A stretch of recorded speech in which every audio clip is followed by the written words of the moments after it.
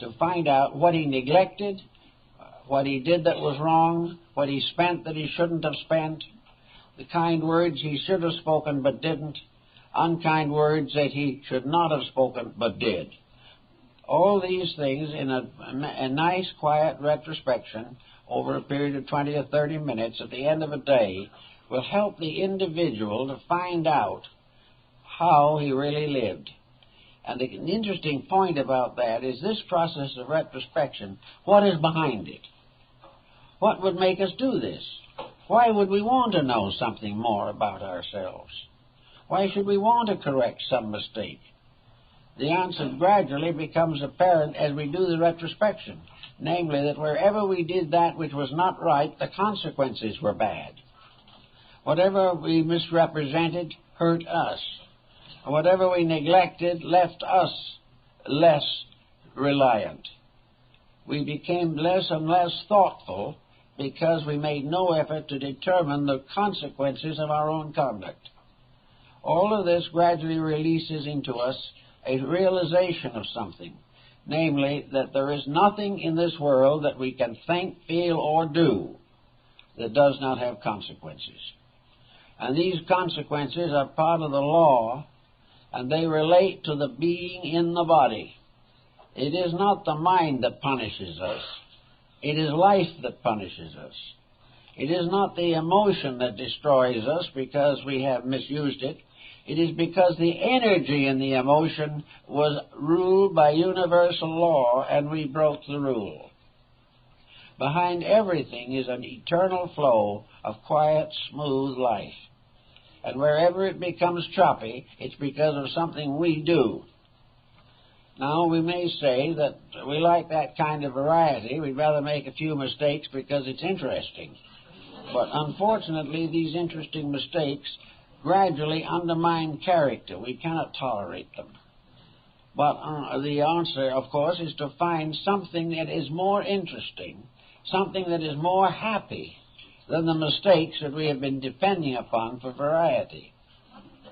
It is not necessary for the individual to become angry simply because he possesses the potential of anger. It is perfectly possible to use this energy better. And fate and fortune, and to that matter, compensation, punishment, all are related to the use and abuse of the divine energy upon which all things depend. The moment we abuse life, life becomes unhappy. It becomes unpleasant. Not because life itself is pointing a finger at us, not because some evil spirit is causing us troubles, but because inherent in life is a power. And this power, if frustrated or misused or abused, will turn upon us and will gradually continue to turn upon us until at last we are forced into line with the integrities. One way, of course, to help to get the thing into a little better condition is to make sure that every day of our living, as far as possible, is in itself an interesting experience. We should have interests. We should have things to think about which keep our minds from negative attitudes. We should have a busy mental and emotional life that is constructive, that is doing things to add to our value as human beings. Art, music, all of these kinds of arts help to ennoble emotions and help to take us away from allowing emotions to simply stew inside of ourselves until they break out as a temper fit. All of the creative things of life are available to us because law is not only a preserver of all things, but it is the creator of all things. The universal law is creative. It is eternal in its unfoldment, and it is constantly so structured that it will reveal more and more of itself to those who make proper use of its resources. So it's a very good idea for the individual to be economical about things. We can't help but feel that there's a great deal of wastefulness in modern living. Most of the things that we do for pleasure cannot be justified. They mean absolutely nothing. They add to nothing. Many of them are very expensive, and then when you're all through, there's not much left but a headache. So therefore, one of the important things, and that will help us to live properly, is to control and direct activities. We can do things for less money, probably, that are far more interesting than many of the so-called pleasures which we now indulge, often excessively. Everything that works together for life and for value gradually builds up a tremendous sense of worthwhileness, a sense of doing something that is of significance to other people and of value to ourselves. So the retrospective exercise is a very good exercise for those who want to get into a little closer relationship with themselves. On the other hand, also, you have a form of concentrative exercise that Pythagoras also advocated. He and his disciples went out at dawn and offered the day to the life which had created it. They planned the day with not a heavy burden of responsibilities, but with a sense of significance. They took into account all the things that we have to do with the day, and that we don't have all this time to do anything we want to. But one of the things that we must try to preserve is enough energy and time to make some useful contribution every day to something, to some value within ourselves. Perhaps we can make this contribution in the job itself where we work. Just a little more sincerity in the work, just a little more willingness and desire to earn the paycheck, just to be a little bit more careful and cautious and economical in the various functions of our daily life, a little more thoughtful of family, a little more thoughtful of all the problems that come along, by planning the day in advance and planning it before occasions demand, and then stay with the plan and standing firm against occasions that disqualify it. Gradually, we gain control over what we're going to do next, rather than trying to figure out how to get over what we've already done.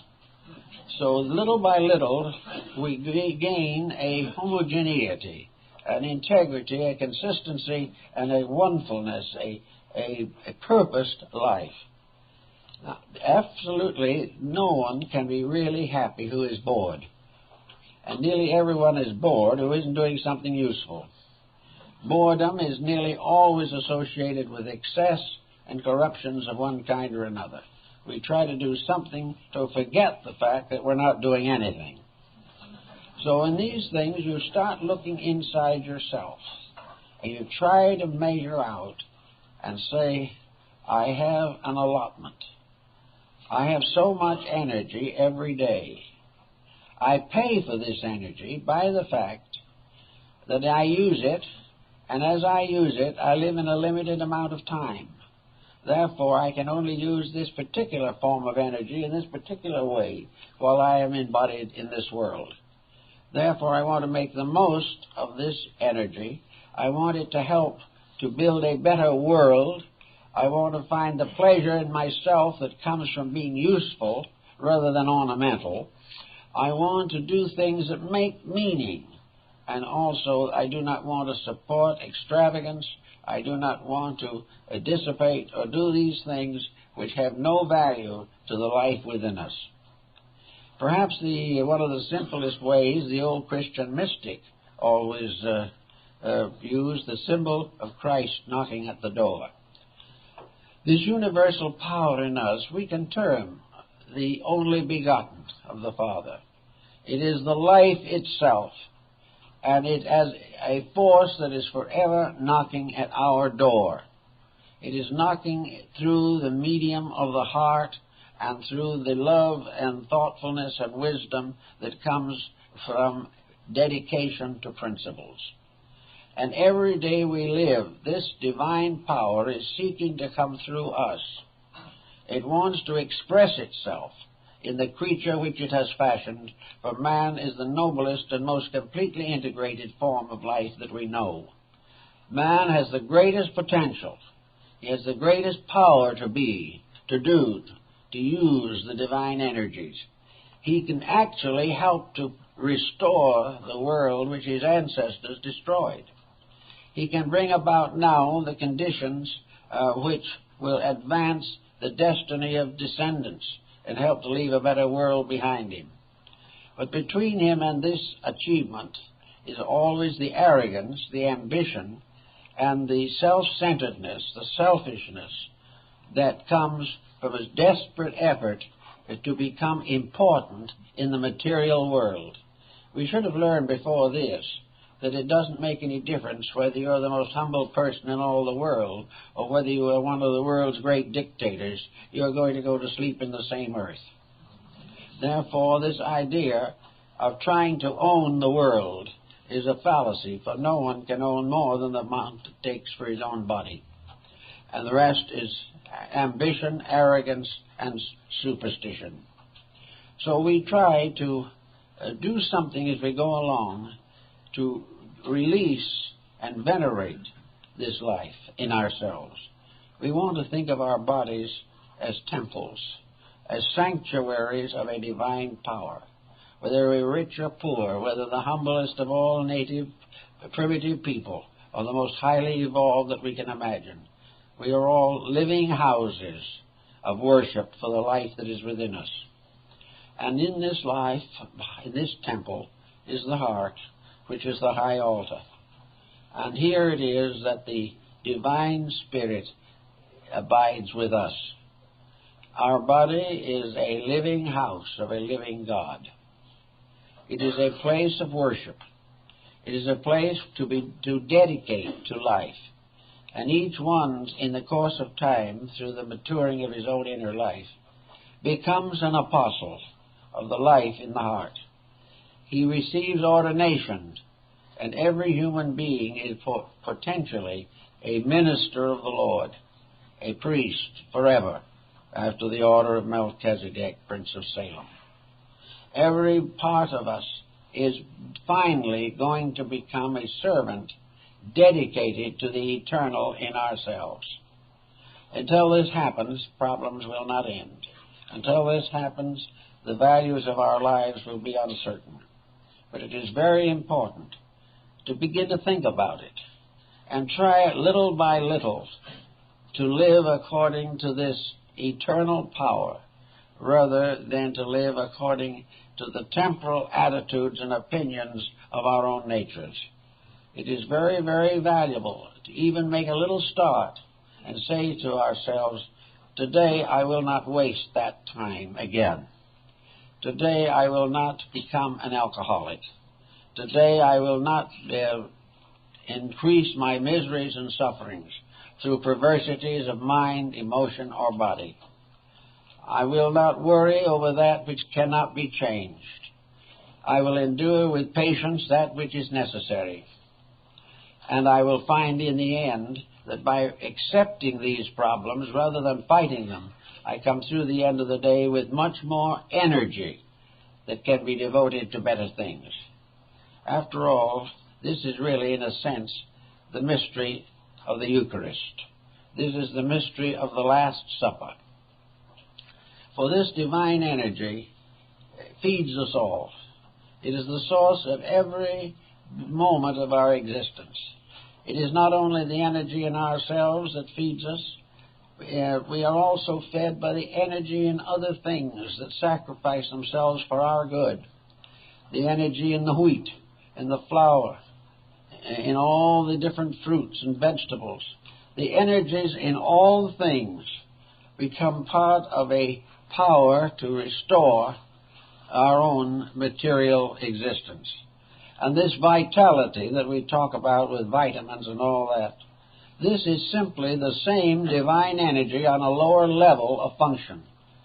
That part of energy which is completely related to body is understood in the form of nutrition.